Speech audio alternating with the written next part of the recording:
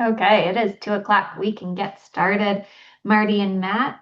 My name is Emily Lindley. I am with the Grow Group team, and we are co-hosting this webinar today with Greenius by Granum and Landscape Management Magazine as part of our Playbook webinar series. So next up on our series is this webinar, Teachable Moments, How Greenius Helps Grunder Landscaping Company Save Time and Strengthen Teams.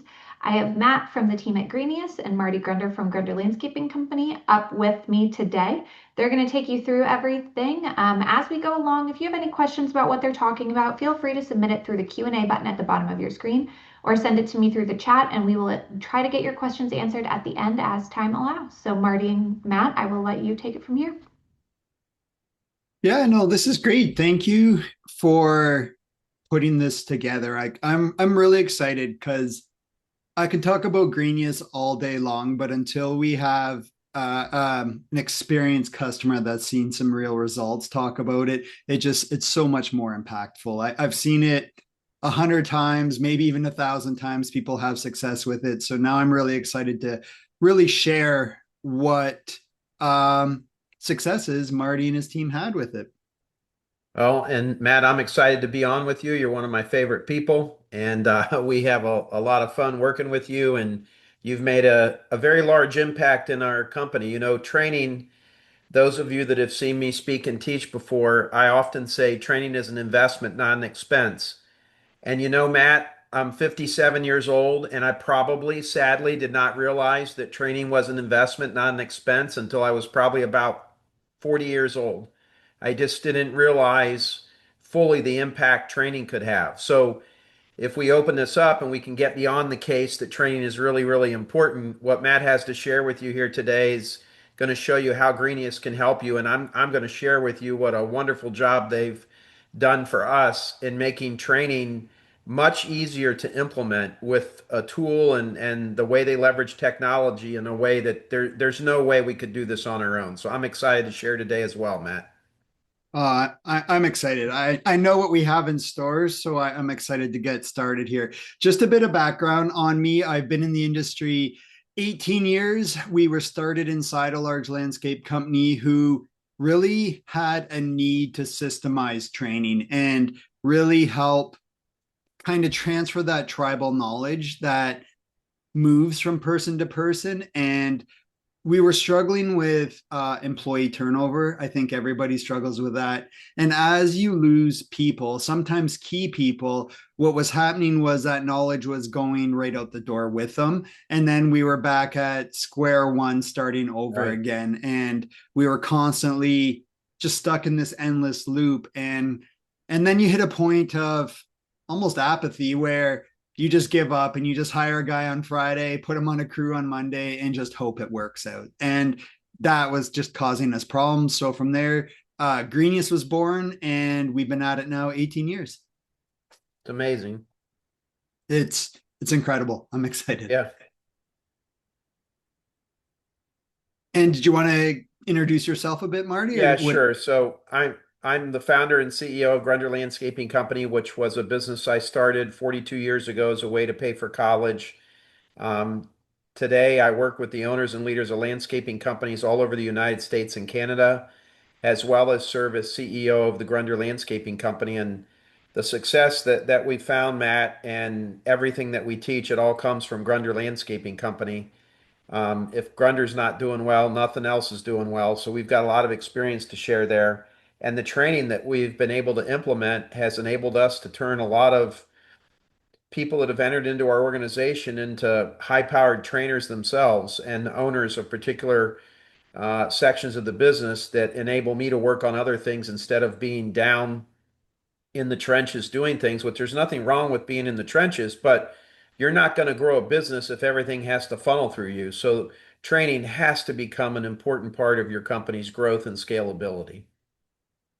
Yeah, and it's becoming really key. And what we're seeing is I say the word training gaps, but I like to use the word skills gaps. It just equals that lost time plus risk. It's like, are people comfortable with their roles?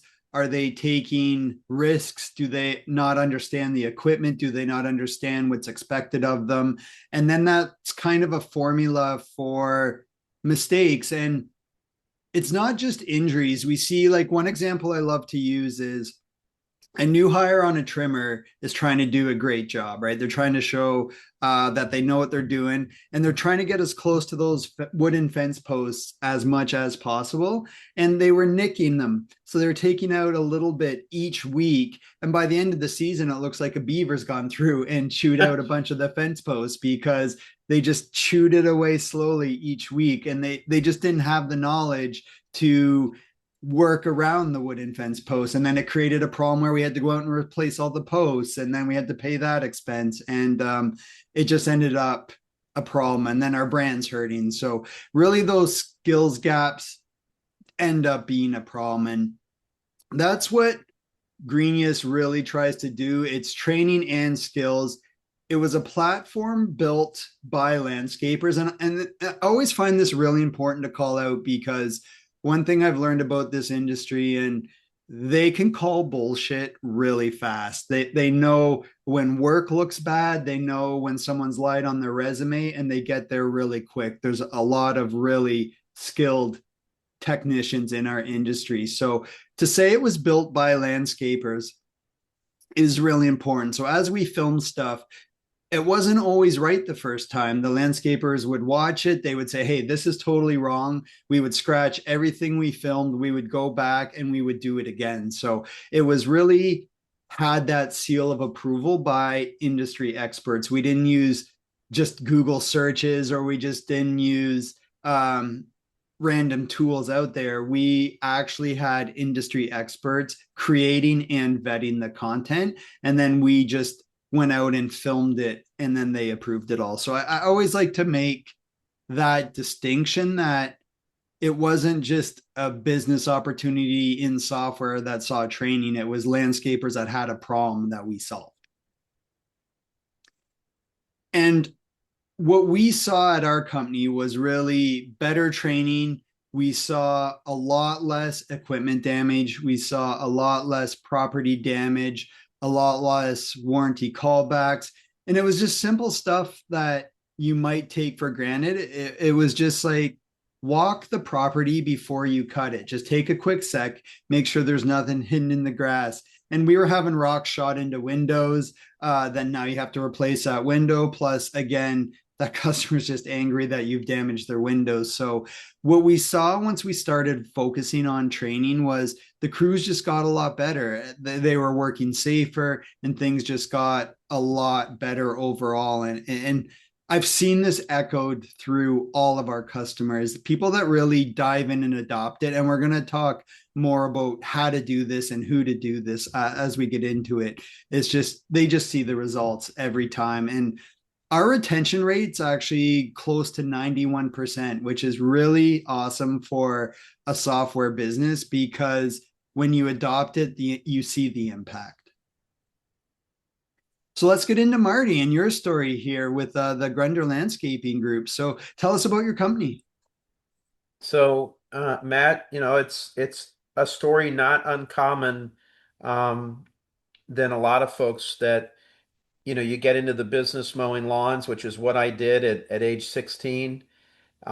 It's sort of funny, Matt, when I drive by and I see a new upstart company doing work, and sometimes I look at the work and I chuckle and I say, well, man, that's not very good work. What are they doing?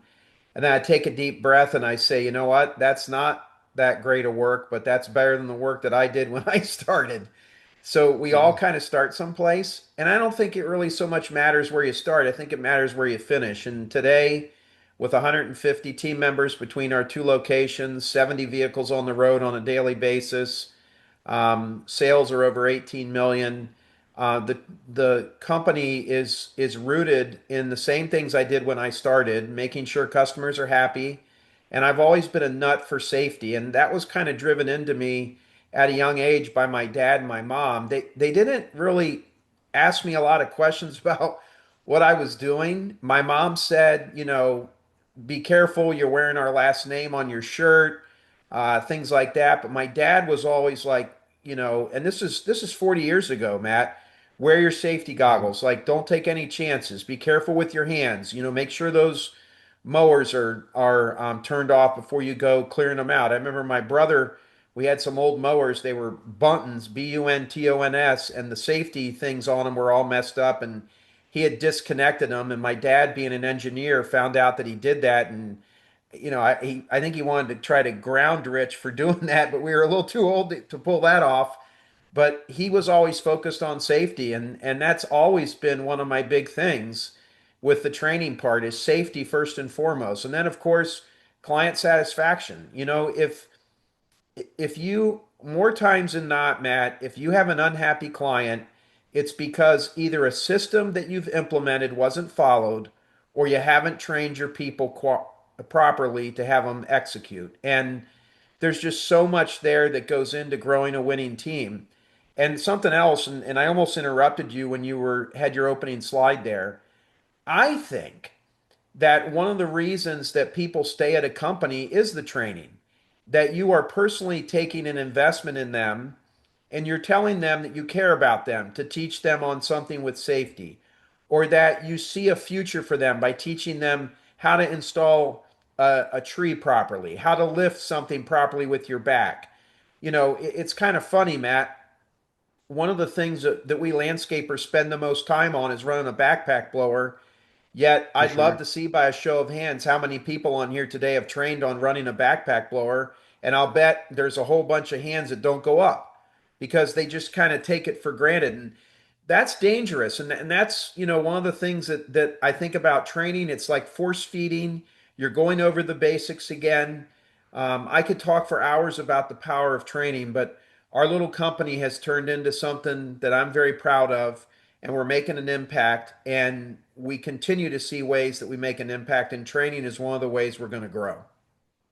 So as you were growing your company, did you hit any bottlenecks where you were like, okay, we really need to solve some of these problems and focus on training where we're just seeing the same problems, or any problems you kind of in your growth story where you thought training could help? Well, even right now, I mean, one of our focuses for 2026 is more training. We have spent a tremendous, I don't mean to be self-righteous here, but Matt, I'm a leadership guru in the green industry. I'm For known for sure. training leadership.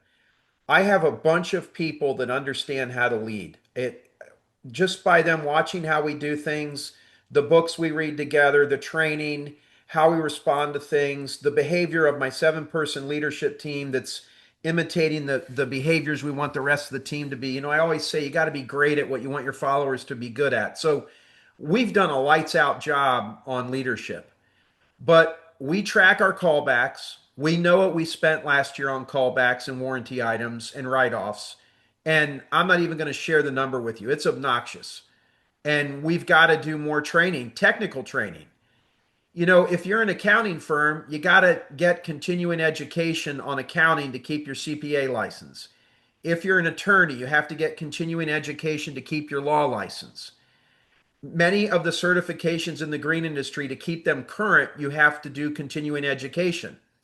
In the world according to Marty, wham, if you want your company to grow, if you want people to be doing work one time and not have to repeat it, there has to be some training. So we've had some issues with work orders not being clear. We're doing more training on that. Drawings having the right specifications on them, teaching our people the most efficient way to do things. Matt, even something as simple as where do you park the truck on a job site, For sure. that can kill your profitability on a job site. 100%.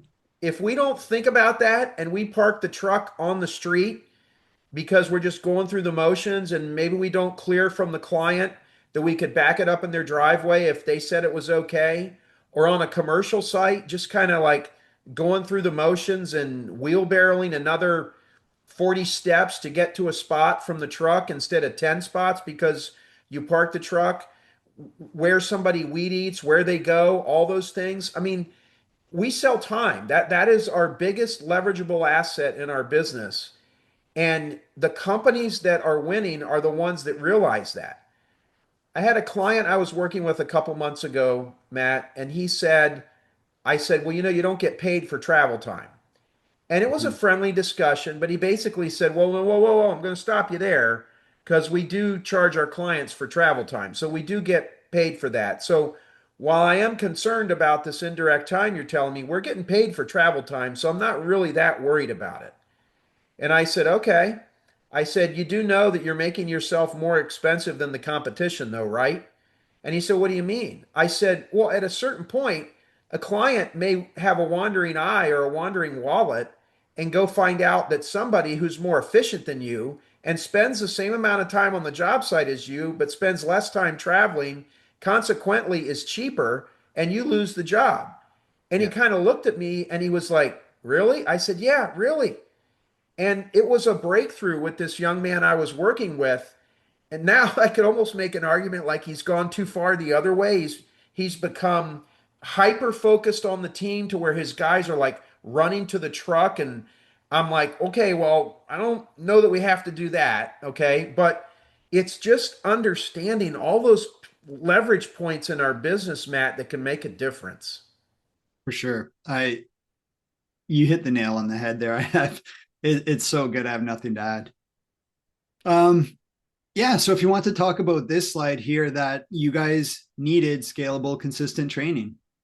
Well, we were growing, and when we went to open up a second branch office, I am amazed at how, for the most part, that has been a pretty smooth transition. We had a young gentleman on our team that we promoted to be a branch manager. He had done a lot of good for us. We thought he could handle it. He wasn't handling it well, and he became disenfranchised with us. And he left our company, so we were left without a branch manager. So, is the middle of the season. We decided to kind of carve up the duties to multiple people. And Matt, we went all of 2025 without a branch manager down there. And Wow. honestly, to say we didn't miss him is wrong because we probably would have been better off with a branch manager because I wanted a branch manager that could get involved in the community and make some sales and develop relationships because our main office is in Dayton, Ohio, our branch is in Cincinnati. Everybody, I shouldn't say everybody, but we have a very recognizable brand in Dayton, Ohio. In Cincinnati, we don't. People don't know who we are. But I am really impressed with how well we were able to perform the work down there. And a lot of it has to do with the tenured employees that we put in that office on the production side and the constant focus on the training that we did that enabled us to scale and do the job. You think about companies like McDonald's, where a 17-year-old can basically run that restaurant. Yeah. You think about UPS that delivers millions of packages a day. That success is rooted in training. If all of you are looking for a good movie to watch one night with, if you're in the north, maybe you're snowed in, rent the movie The Founder with Michael Keaton, and it's the story of McDonald's. And Ray Kroc found the McDonald's brothers, and he saw an opportunity there for scalable systems to turn fast food into something and put it on the map. And it was all through his systems. Today, you walk into McDonald's, you can place your order at a kiosk. It's systems, it's training, and it's the scalability of those. So if somebody wants to try to debate with me that training's not important and it's not a critical component, arguably the number one item if you're going to try to scale your business. And look, scaling your business could mean we talk about our mutual friend, Matt, Brian Fullerton from Brian's Yeah. Lawn Maintenance, that's a prolific podcaster and content share. And Brian's become a good friend of mine, and he's growing his business. He's trying to double it this year to $1 million a year in sales. And training with Greenius and other stuff has become an important part of what he's doing. And I just don't see how you can look at your business and not have training be one of the top two or three things you're going to do in the calendar year 2026 to enable you to grow. There a mentor of mine told me about 25 years ago. His name is Dave Sullivan, and he said, Marty, one of the greatest things the owner of an entrepreneurial endeavor could be caught doing is staring out the window daydreaming. And I was like, what do you mean? He's like, entrepreneurs don't spend enough time daydreaming. They're so stuck in the day to day operation of the business, thinking they have to do everything. They never slow down to put systems in place and make it a scalable business. And consequently, they don't get the dream. They're doing all day long. So if you're feeling overwhelmed, I hate to use such a scary word, but if you're feeling hopeless, that's your fault. And at a certain point, you got to make a decision, Matt, to delegate significant parts of the organization's operations to someone else. And the only way you're going to effectively do that is through training. Yeah, I fully agree with that. And I was looking at, I just read this great book, The Effective Executive, and I highly recommend it for anybody in leadership roles. And they were talking about when you get to that higher level, you end up focusing so much internally on the business and your problems that you forget to look outside the business and what's happening around you. And that could be leading to missed opportunities, right? So it's really important to get systemized process in place. And when we were scaling Greenius and we were hiring new employees, I remember I had a few applicants that had McDonald's on their resume, and I gave them interviews because I knew right away they were used to following systems and process, and that if they had those skills, I could train them on my systems and process and they would roll right along. So I was really glad you brought up that McDonald's example. I really like what they're doing. I like Chick-fil-A better, but McDonald's is probably a better story, especially if you watch the Founder movie. It's you'll find out Ray Kroc was a jerk, but there's a lot of parallels in that movie to what the trials and tribulations that the owner of a landscaping company goes through. Yeah. Yeah, I think that's great. And also great movie. I highly recommend it as well. We were doing a run through yesterday, and I really wanted to talk about this slide. I was really looking forward to it about finding the right person to run Greenius or run a training program at your company, finding that internal champion and helping them drive the adoption. We're very fortunate. So Brian Davis is a 9-year veteran of our company. He actually started out working on the crew and he's progressed all the way up to a leadership position. Brian is basically the number 4, number 5 guy in our entire organization now. And he heads up training.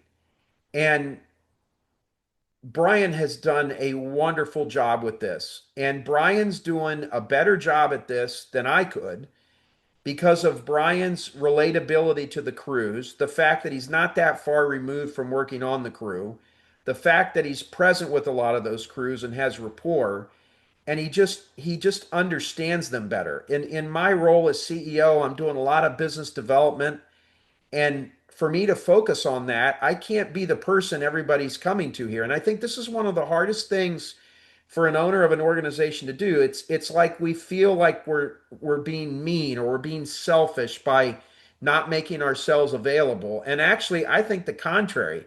I think you are being selfish by making yourself available and you are telling to everyone in your organization, "Hey, I'm the only smart guy here. Run Yeah. everything through me because if I don't get a touch on it, it's for sure going to be screwed up." That's just what happens. And I hope you chuckle at that a little bit, but that's kind of the unintended consequences of the owner keeping a clamp on everything. So, Brian being an internal champion on this, and we had given Brian enough projects to watch him handle them well to know that when we gave him this, he was going to do great at it, and he has. Um, he's grown as a leader in our company. He's become very confident. And given his understanding of all aspects of the business and the fact that he's on the leadership team, so he's understanding some of the financial ramifications of the company not training or where we're having issues. It's way better, I think, Matt, to have one person that champions it through than to have it shared. And I would liken it to my favorite size crew, Matt, is a two-man crew. Yeah. And the reason I like a two-man crew is if somebody's not doing it, that means you got to do it. All right? There's only two of you. When you have a three-man crew, there is inertia that takes place where someone says, "Oh, I thought you were going to weed eat over there." "No, I thought you were going to weed eat." "Well, how did you think I was going to weed eat? I've been on a mower." "Well, I didn't know you were on a mower." Now, we have three-man crews. It builds a case for training and mapping and clear definition of responsibilities. But I can just tell you from an accountability standpoint, one person has to own things that you want to accomplish. Otherwise, no one owns it. There's blurred lines, Yeah. there's start, there's stop, confusion takes place, and you're going to be able to drive it a lot faster over the finish line if you can assign someone to it. Now you might be sitting there thinking, well, Marty, okay, that's great, but you're 18 million. God only knows how good this Brian guy you've got. I mean, I don't have anybody like that. Well, first of all, with an attitude like that, you never are. And let's think about this. So you vet it through and you let somebody lead a couple training sessions and you see how they do. Maybe you don't give them the whole thing to start, but you give them a taste of it and you see how they do. What if they handle those sessions well? Or what if you tell them you want them to work on it with you here for a couple months? And what if they're handling it well? What is the downside to what they're going to do? Now, you have to have a pretty good understanding of how Greenius works, which I do and Brian does for this to work. But I don't think because you don't think you have someone there, this is something the owner has to jump in. I think you give somebody a shot with it and you see what you can do. You know, Brian, not Brian, Matt, I always think about the three scenarios. There's the best case scenario, there's the worst case scenario, and then there's what's most likely to happen. I don't think it merits a bunch of time spending time on the best case scenario because we always know we can handle that. Spend some time on what's the worst case. So you give someone Greenius to run and they fall flat on their face. Think about Yeah. what that would be like. And if you can deal with it, go. But Brian's done a great job. We're going to be doing, you'll see more and more content coming from us on how you can best leverage Greenius in your company in the coming months and years. And hopefully, my insight and experience there is helpful. Yeah, I really like that. And I've learned you haven't made a decision until you've defined an owner with action items. So you think, yes, we want to focus on training, we want a training program. You think that's a decision. That's just a wish. Until you make the decision where you say, okay, we're going to roll out a training program. This person is going to own it. And here's three action items. They're going to get our best crew Exactly. adopted. They're going to go through this learning path. We're going to do tailgate talks on Friday, and we're going to do performance reviews once a quarter. And those are your action items. There's the owner. Go do it. That's a decision. And that's a key thing that you can apply to any decision as who's going to own it and what are three action items related to it. Once you've done that, Love it. you've made a decision. Love it. Yeah. So if you can talk about how it's helped with your confident estimates and how you're able to really kind of forecast the jobs better because you know how the crews are going to show up now. Well, it's a, that's our team on a project that we're actually in the midst of right now. It's $1 million commercial project that we're working on in northern Cincinnati. And when you have a team that knows what they're doing, and again, let's first talk about safety. Notice they all have on high vis, they have a hard hat on. Um, Everything starts and finishes with safety, and you got to be thinking about that stuff. The the confidence that we can have from having a trained team that can get up to speed fast is great. Combine that with the fact we know our numbers with our bids and our other things that we're turning in, and the training becomes a big part of this. Think about if you had a very well trained team versus not. The team that's not well trained is going to require a lot of supervision. And that's going to mean either the owner or some high level people from your team is going to have to be out there. And then they're not doing business development or they're not training a third crew to get them up. So there's consequences to that. And all the well oiled machine here and the way we go through things and doing all this, it all leads to improved profitability. For us, the confidence comes from us turning in a bid where we have historical data. We know what our well trained, experienced teams are going to be able to produce at. And again, that enables us to scale, where we can go out in the marketplace with bids that we have a high degree of confidence in their ability to win.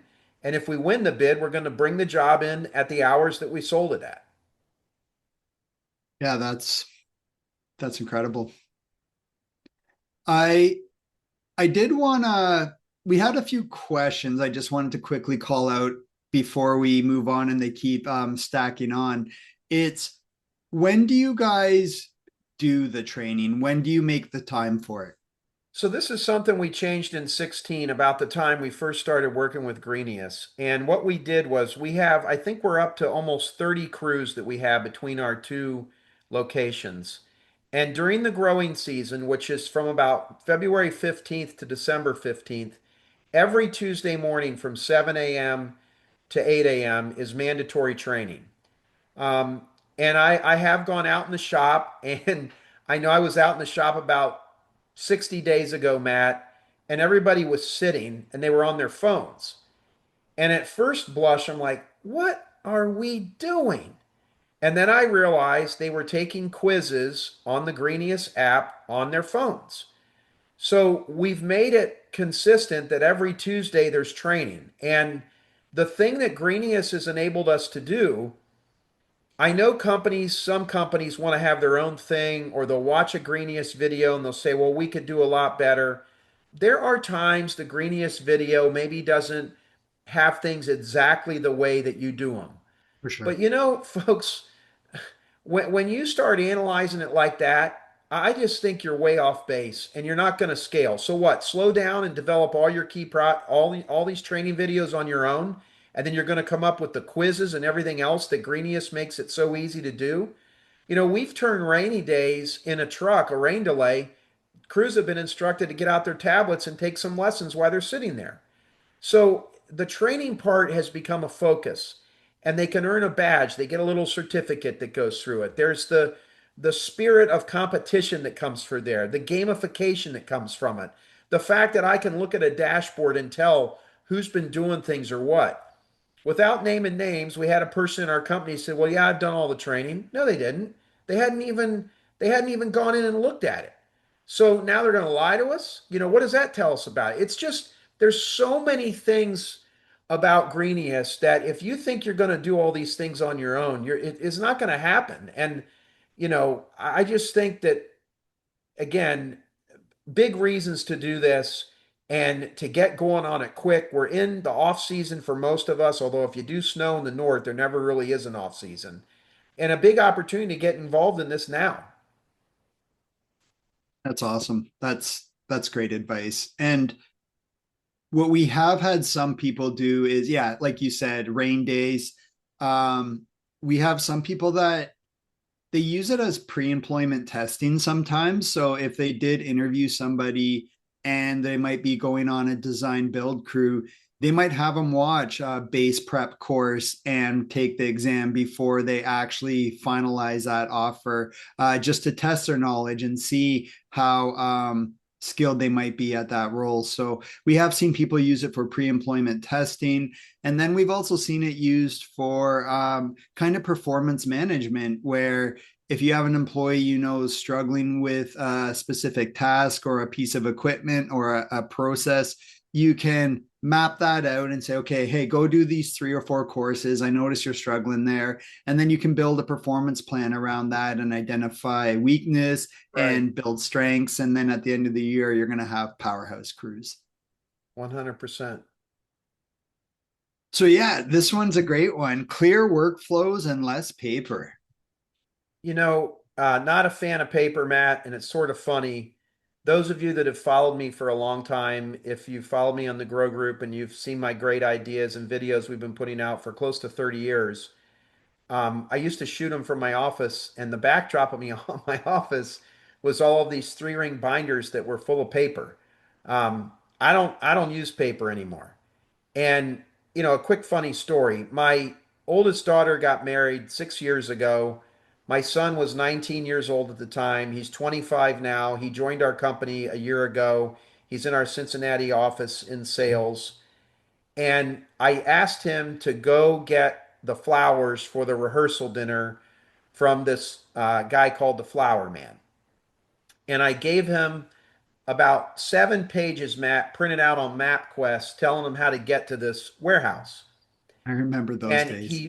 I give him the papers, and he goes, "What is that?" And I said, "That's directions to the warehouse." He's like, I'm not, you think I'm going to look, how am I going to look at those papers when I'm driving? I don't want that. What's the name of the company? I said, "Grant, you're not going to find it. This is the name of it. You're not going to find it. I've entered it. I can't find it anywhere. I don't have a link to text you. Take the papers, please." "No, I'm not taking them. That's ridiculous. I'll find it." So he leaves, and my wife says, because my voice was kind of elevated, and my wife says, "What was that all about?" And I said, "Oh, that's Grant, stubbornness, doesn't want to take the paper map. He's never going to find the place.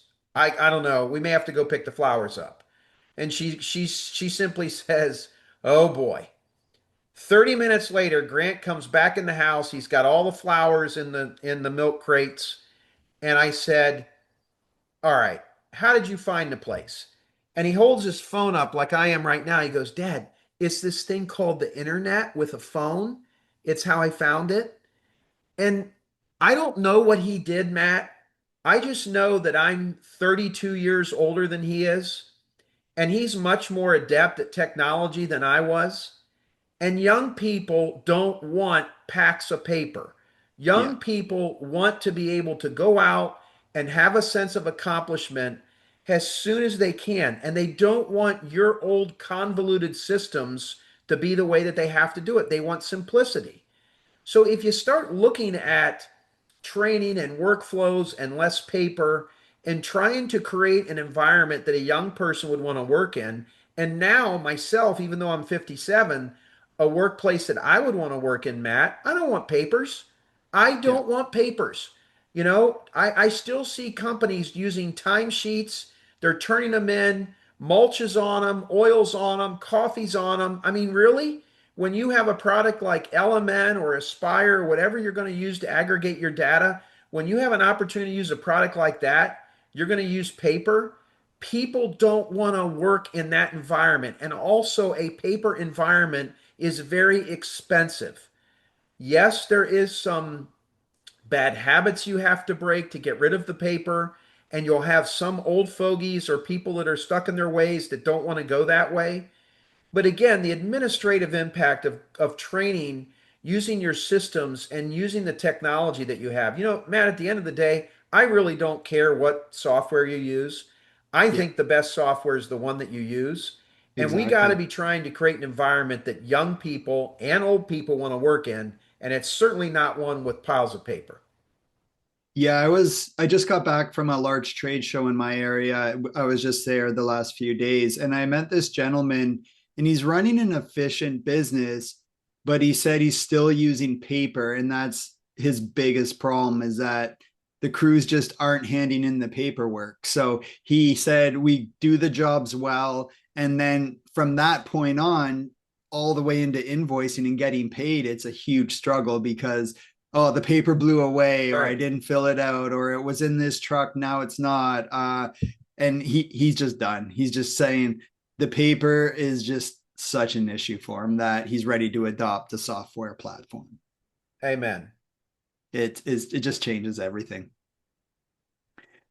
So this is one, yeah, we were talking about yesterday too, is that tell us about your 600-day milestone that you were mentioning to me.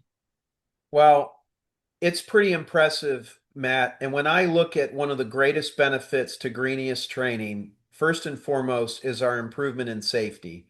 3 years ago, we had a very high amount of workers' comp claims, from everything from poison ivy to strained back to even a uh, somebody cut the tip of their finger off with some gas steel head shears. Knock on wood, everybody knock on wood, everybody say a prayer for me. We're closing in on 600 days without a lost time accident, and there's no way we'd be there without training. When you're constantly focusing, and this is what Greenius can give you a cadence where it's like brushing your teeth. Like it's Tuesday, it's training day. Here's the daily reminder of the day. Here's the notice that we pushed out, whatever it is. Verifying those skills, fewer callbacks, safety, which should be your number one concern in your company. The work that we do is very dangerous, Matt, the most dangerous thing we do is drive. Yeah. Hundreds of thousands of miles a year a landscaping company can drive, depending on how large you are, and the safety part of that as well. And I think also, again, I'm talking about a paperless workplace being a desirable workplace. So is a safe workplace. Like, Yeah. where would you want your son to work? Where would you want your dad to work? Where would you want your wife to work? What kind of a company would you like to have working in your own yard or at your place of business or in your factory? So when we start talking about this, again, I mean, the ROI, folks, on training and a focus on this, both culturally, financially, mentally, is off the charts. Yeah, I say this a lot to our customers here at Greenius. As much as customers want to hire safe companies, employees want to work at safe companies. Well And said. I've seen people get applicants just by, I always use the word flexing, but flexing or stating that they have a training program in their job ads. They've seen an uptick in applicants because they know that this company is going to show them how to do the job well, and this company is going to how to do the Right. job safely. So they just see an uptick in applicants in their positions as well.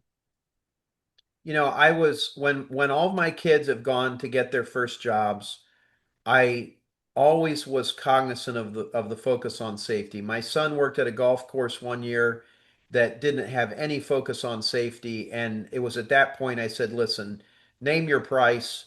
Come to Grunder. I know you may not want to work for Dad, but come to Grunder because I'd like for you to live." Yeah, So, it's there's something to be said for that you can't really purchase in terms of safety. for sure. And I also say to our team here, it's like, what don't you want to read about your company in the newspaper?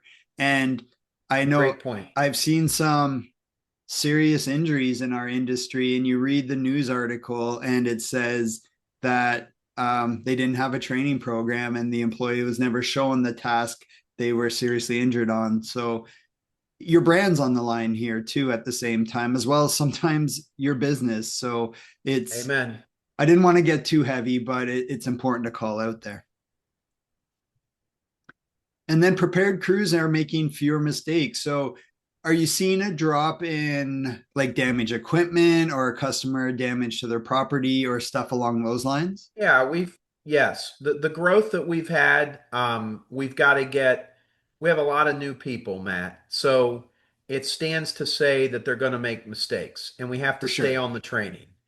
Um, the thing that is good about our company is we do a very good job of watching metrics, watching our profitability, and we make adjustments. And the prepared crews, it's just a fact. They make fewer mistakes. And I always say the best form of marketing is a job well done. You can do your postcards, you can do your social media, you can do whatever you want to do, but if you do great work, word's going to travel.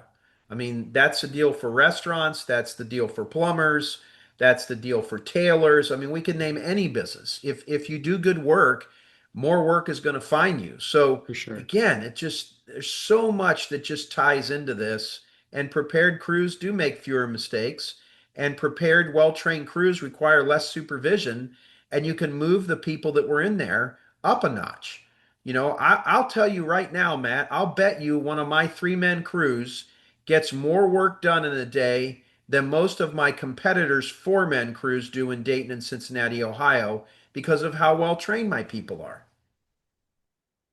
Yeah, I was talking to, so we're up in the north here, so lots of snow. And I was talking to a snow contractor recently, and he was saying that an experienced plow operator is 40% more efficient than his new hires. So they're almost doing double the amount of work as a new hire. So he's identified this, and now his goal is like, how can I get him to that level as quick as possible? Well, and I And think, Matt, that, yeah, and I think that's a great point. That's one of the drips that people don't understand. We actually are a proponent of overtime. And I hear people saying all the time, gotta watch overtime, gotta watch overtime, it's killing me. Okay, but just think about this for a second. First of all, it's only the premium that you're paying. So it's half of another hour that you're paying. But who would you rather have working? You want an experienced crew that knows how to go through things and get it done? And by the way, they're in the same truck. You don't have to buy them a new truck to put another crew on the road. Or do you want an inexperienced crew flailing away at something? I mean, yeah, it looks the same because they're in uniforms or whatever, but again, just the experienced crew wins every day of the week on that. And I think that is something that's lost when owners do an analysis of where they're at. They're not looking at the big picture. They're not truly looking at ROI.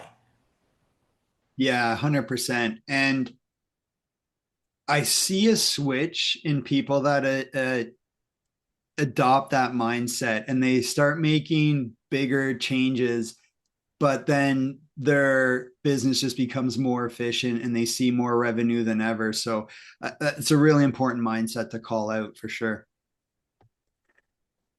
I really like this one. I know you just said it earlier. A well done job is your best marketing tool. And I'm going to be borrowing that, but I'll give you full credit, I promise. Um, That's okay. I Everyone probably knows what good stole it from looks like. somebody too, so don't worry about it. It's so true, right? I was at the awards ceremony at this trade show and I wanted to hire every contractor that got an award that night because the work was just like jaw-droppingly good. It's a well done job is your best marketing for sure. So um getting that mindset across your team where you want to identify what a good job looks like how do you guys get that throughout your organization because you would have crews all over your city on tons of different jobs and you want to ensure each one of them is striving for that same level and how do you achieve that? I think the biggest way that we do this, number one, we're lucky that our industry is such a photogenic industry. Pictures communicate a lot. Um, but I also think what's critical here is that Brian does a really nice job with when we go to do some of this tactical training, there's a video that we're watching in Greenius, we're looking at it, but then we're also doing work with the men and women in the field and they're training at our shop. And we're getting the people that do the work to also assist in the training. So we're not just doing everything on a video. There's hands-on stuff that's going on. And it's the promotion of the good stuff, the pictures on our private Facebook page, the recap the following week of what we trained on the prior week and successes that we saw out in the field, the shout out in the morning huddle where everybody gathers at our company and talks about a nice job they saw or a compliment we got from a client. So, you know, the power of positive reinforcement is always something that you should be working on. And as you're going through your journey here with training, and hopefully you're looking at Greenius as a way to do it, um, no different than relying 100% on AI. Don't rely just on Greenius. Like there is a No. soft side to this that you have to be able to do and to show pictures, to call people out, to go out and audit the work, to take an afternoon and you as owner fill up a cooler full of Gatorades and frozen Snickers candy bars or whatever it is and drive around and look at the jobs. 3 Saturdays ago, I went out on a job site to prune some suckers and lower limbs off a site. And it's a long story, Matt, but there were 6 locust trees that had never had their lower limbs pruned, and all the trunks were gone. There were suckers they looked awful. The Yeah. trees did not belong to the credit union. That's a very large account of ours. But the way the yard and the lot was oriented, the trees looked like they were yours, looked like they belonged to the credit union. I Yeah. tried to get a hold of the property manager that had the building, couldn't get anywhere. And I just said, screw it. They can sue me. I'm going to cut all the lower, awful looking limbs off these trees and I'll just go out and do it with the guys because I was afraid if I had the guys do it, somebody's going to show up and yell at them. And I didn't want to put them in that spot. So Yeah. I put all my gear on, went out with my little hand steel GTA pruner that I love, and I spent about a half hour pruning all these lower limbs off with Dylan, one of our team leaders, nice young guy. When I got there, Dylan says, Matt, oh my gosh, I've never had you on one of my jobs ever. Is everything okay? And I said, yeah, Dylan, it's fine. I said, I'm going to help you prune these. If you'll just clean up behind me, we'll be done. But it, again, somebody, Marty Grunder, that knows the power of like getting out and about, I realized I hadn't done that enough in 25. You got to go out and reinforce what good looks like. When I was there, I had him walk around with me and I showed him a couple things we could do to make the property look better. And it was just a great experience. So this is a multi-prong approach, is what I'm telling you, that you got to look at all these things together. Yeah, for sure. If you want your employees to be exceptional, you got to be exceptional yourself. And Amen. then once you are at that level, then you can expect it of your employees. So I really like that. Uh yeah, if you wanted predictable work and stronger margins, really time saved in efficiency and just overall, how has training helped in that area for you? Well, I mean, we've kind of touched on this. It's kind of more of the same. It's just the more training you have, the more certainty you have, the more confidence you have, the better you're going to see your margins on your jobs. Because, even just take this little residential job that we did.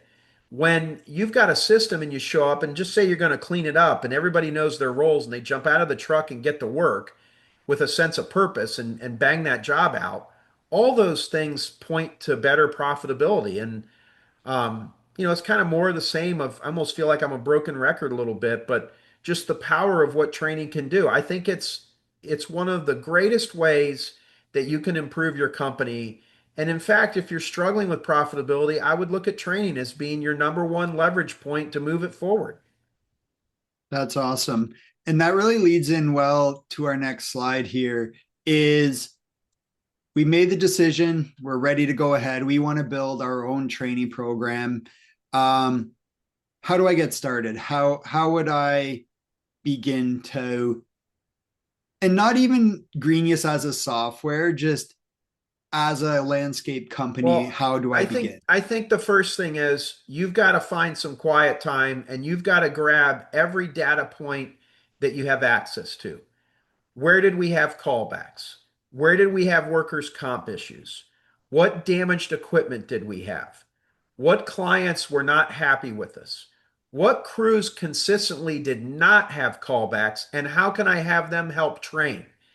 When you take this all on yourself, it's a difficult situation. Hopefully, none of my employees are watching this, Matt, but I used to meet with the football coach from the University of Dayton, and he would speak to my team every year. And he's retired now. He's a wonderful guy. And I would meet him a week before we would have our meeting to have him come in and talk to the team. And he'd say, okay, what's the team struggling with? What do you want me to talk about? And I would tell him. And then he figured out the most creative ways to get points that, quite frankly, Matt, I was struggling to get across in such a way that people were moved by him. It's no different than having your team help with the training.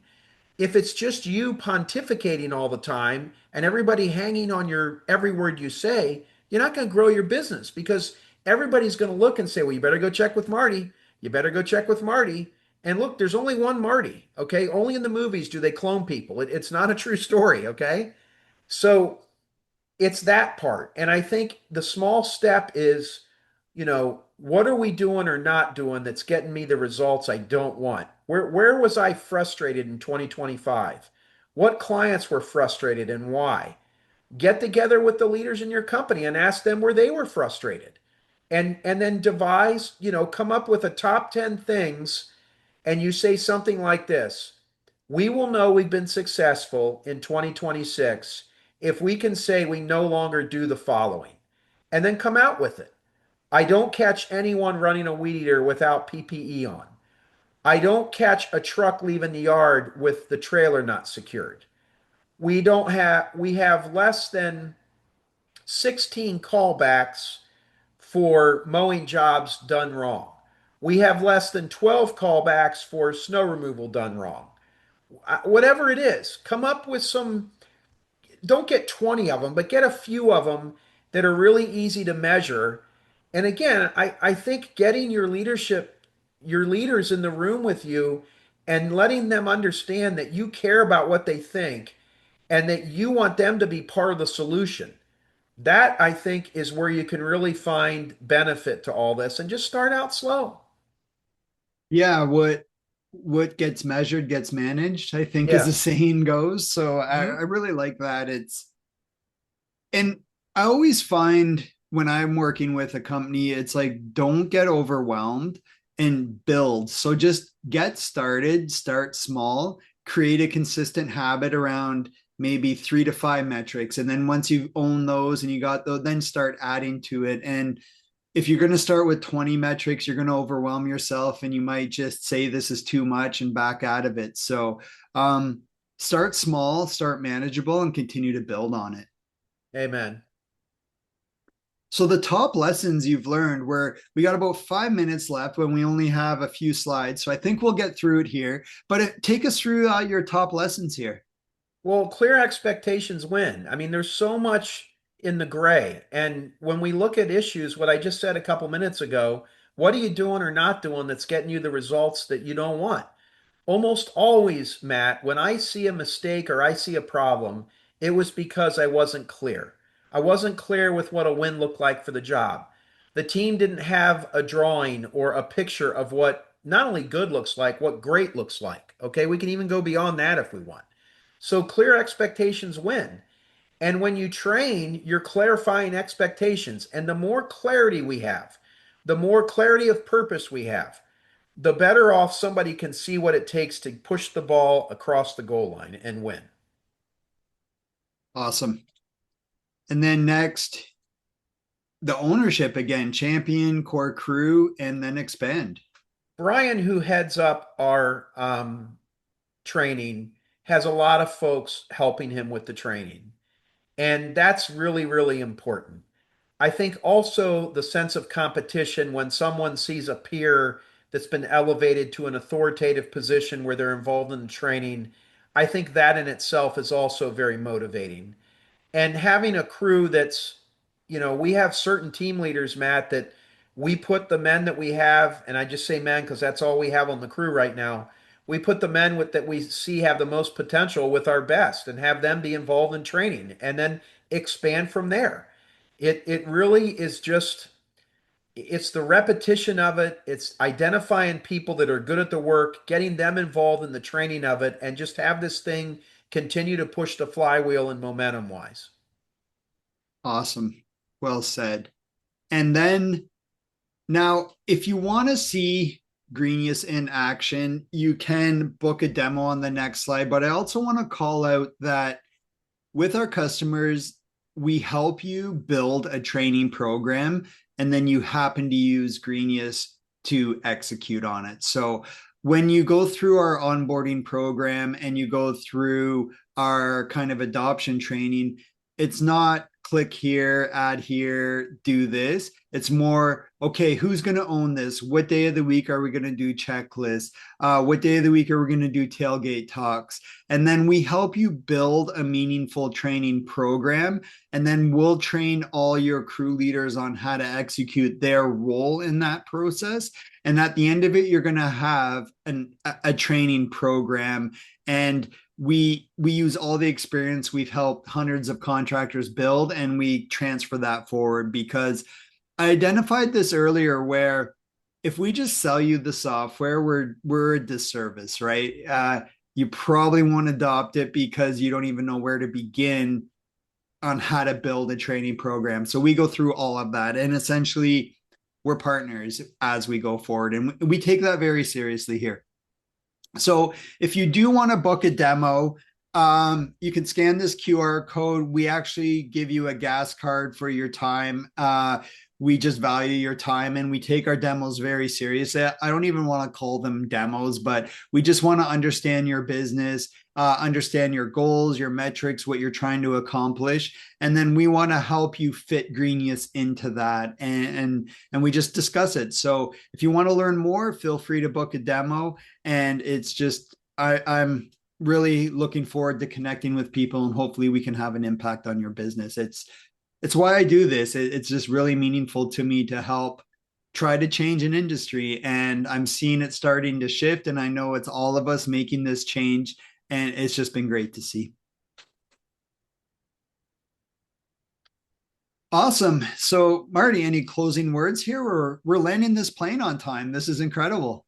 No, thank you, Matt. I appreciate everything that you're doing. It's pretty obvious my love affair with Greenius and the leverage that we've been able to use it for training. I erroneously thought years ago we need to develop our own stuff. And in the process of hitching our wagon with you and the improvements that you've made with your offerings that you have. And I also appreciate how you've listened to us. I mean, we have a really good pulse on the industry, and you've taken our advice in helping make some of these products better.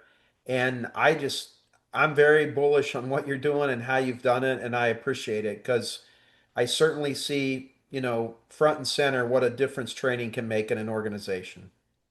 Thank you. Thank you for those kind words. They mean a lot. Thank you, Marty. And I hope you have a good Peloton ride. Oh man, yeah. It just stares at me on these Zoom meetings. It's like, hey, let's hang out. And it's just constantly back there. Well, I like it. Good for your fitness. Thank you. I know we are right at 3, but we did have a couple good questions that came through in the chat that Matt and Marty, if you have time for, I'd love to Sure. get answered. I'm totally fine. Yes. Great. So Scott asked, and Marty, you touched on this a little bit talking about rain delays, but when do you have your team watch their training? Do they do it on their own time, before, after work, during work time? What do you do with your team? Most of it's done during work time, but there is a narrative that says, listen, some of this you're going to have to be willing to do at home if you want to get ahead. So certainly on our group leaders and some of the people in the higher positions on the org chart, we do ask them to spend some of their personal time, but most of it is done on company time. Like when I mentioned the story of coming out in the shop and I couldn't figure out why everyone was sitting there. They were doing training. And at some point we should probably do another one of these and bring Brian on and have him share some more with how he's leveraging it so well. But it's mostly on our time, but there is an expectation if you want to make more money, if you want to be promoted, you got to be willing to put forth some effort on your own as well. Awesome. Well said. And then a follow-up question to that one. How much time would you recommend a company devote to training per week or month? Whatever time frame you feel That's like it's hard appropriate. to say, Emily. I think start out slow. I think um, the problem I see with the training, people just go through the motions. Like, oh, it's training. What are we going to do? I don't know. Let me Google something here real quick and we'll throw it together in the morning. That's why you want Greenius. Greenius is going to be able to help you with this. And again, if you're not focused on where you're having callbacks, where you're having accidents, the jobs that were unprofitable, why were they unprofitable? Like somebody's got to do some post mortem analysis here and find out where the issues are and then delve into Greenius to see how they can help you fix them. And they can. So I think it's just a case of planning. Both of you have heard me say this in other venues often. All planning is good. So taking some time to plan and think through this, you don't have to put up with bad results. You can fix them, but don't have them be in perpetually showing their face because you don't slow down long enough to train. I mean, I'll be honest with you. I don't like wasting time, but I have come to realize that the hour that we spend on training every Tuesday, 30 man hours at, whatever you want to make your billable rate or whatever your liability rate is there, however you want to describe it. Yeah, it's expensive. And I've heard people say, this is a nuance. I've heard people say, well, I don't want to train them. They might leave. Well, okay, that's fine. Then do you want to not train them and have them stay? I mean, that doesn't make much sense, does it? So it's hard to say, Emily. I think start out by looking where you have the biggest issues in your company and make a real focused, all-in effort on fixing those and see what that gets you and see what happens from that. And I think you're going to find, man, we need to do this approach on some other issues we have around here. Awesome. Right? And then Daniel was asking specifically about onboarding and training new designers. How long do you spend training them? Do you have any guidance on that, Marty? Well, right now we're not really using Greenius on the design part of it. They are required to try to understand how the work we the work that we do. So there is some requirements that we have with that. That's a tough one. That is such a specific area that probably requires more of a one-on-one mentorship. That's a tough one. We Marty, I struggle do with know that. you We have struggle them with that doing. too, Emily, as you know. Yeah, you do have all team members have some level of training they do through Greenius at this Yes, point. Some exactly. safety training, some compliance training, et cetera. But I think other than that, I think, yeah, you make a great point. Yeah. And that's kind of where the Grow Group fills in, where there's some of those nuances. And there is some sales training that is now offered on Greenius. You should check that out. It's developed by myself with Matt. And there'll be more and more things like that. So if there's something that, what was their name again, Emily? Daniel.